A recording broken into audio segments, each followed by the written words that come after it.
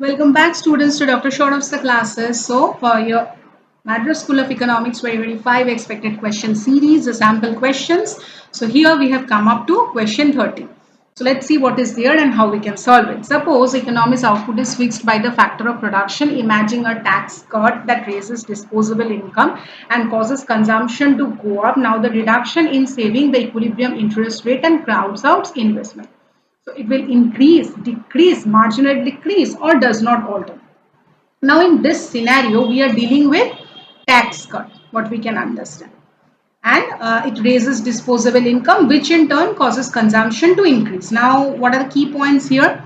It might be increased consumption. Increased consumption means a tax cut leads to a higher disposable income and as a result consumers spend more because there is increase in consumption.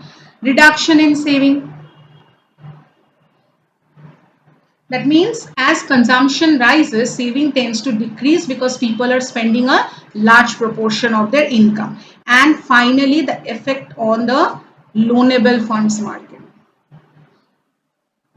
So the supply of loanable fund is related to saving and a reduction in saving means a reduction in the supply of loanable funds. So with the reduced supply of loanable funds, the interest rate rises. Why? Because there is less money available for borrowing. So there is crowding out investment and higher interest rate crowd out investment.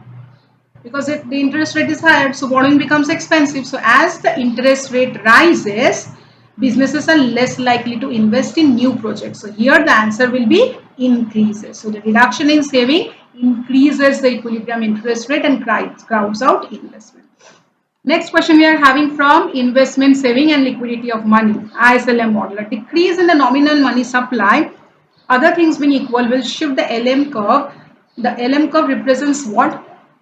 The LM curve represents the combination of interest rate and income level where the money market is in equilibrium. So here we know the nominal money supply is a key concept here. Nominal money supply. And a decrease in the nominal money supply means there is less money available in the economy and this reduction in money supply leads to higher interest rate because money is now scarcer and people needs to demand a higher interest rate and higher interest rate leads to lower income. So since higher rates discourage investment and consumption, then what will be the effect on LM curve? Upward and to the left. Why?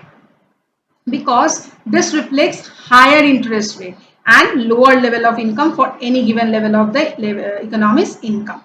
So upward and to the left when there is a decrease in the nominal money supply, reflecting higher interest rate and lower because the money supply is decreasing and the LM curve is shifting. Next question we are having on price wage flexibility.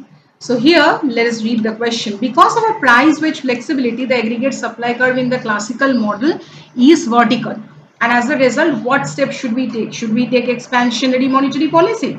So we know in a classical model, the aggregate supply curve is vertical. Why? Because it assumes the price and wage flexibility. This means that in the long run, the economy operates at its full potential output. So what is price wage flexibility and vertical aggregate supply curve in here? So here in the classical model, wages and prices adjust freely to change in demand or supply. And the economy's output is determined by the available resources and not by the price level. So if there is a change in the aggregate demand, suppose the aggregate demand changes, then it will affect the price level, but it will not affect the output. It will affect the price level but not output in the long run. So if there is an effect of monetary policy, then what are the effects? Then we can answer our question more easily if we analyze the thing. So expansionary monetary means it is increased money supply. We know increased money supply means more demand. You can increase demand. Now in the short run, this might cause the price level to rise because obviously more money, so the price level can rise, but it does not affect real output or employment.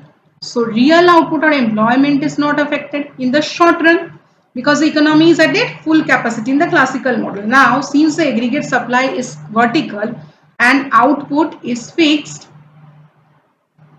so natural level, and any increase in demand is reflected only in this higher price rather than higher output or employment.